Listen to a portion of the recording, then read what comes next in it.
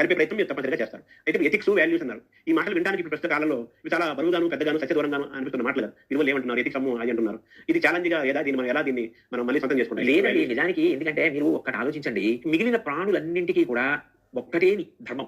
పశు ధర్మం అంతే.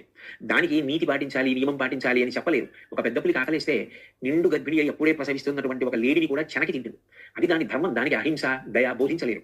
మంచి గుణములన్నీ ఉండి తీరవలసింది ఎవరికి అంటే మనిషికి. మీరు ఒక్కటి ఆలోచించండి.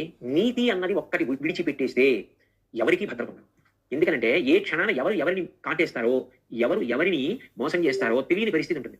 అభద్రతాభావం అన్నది ఉండిపోయిన నాడు, శాంతి లేని నాడు, ఎవరు ఎంత చదువుకున్నా, ఎవరు ఎంతంత పదవులలో ఉన్నా దాని వలన ఏది ప్రయోజనం? ఏదీ లేదు. తాను ప్రశాంతంగా ఉండవలసింది, అందరినీ ప్రశాంతంగా ఉంచవలసింది మనిషి ఒక్కడే.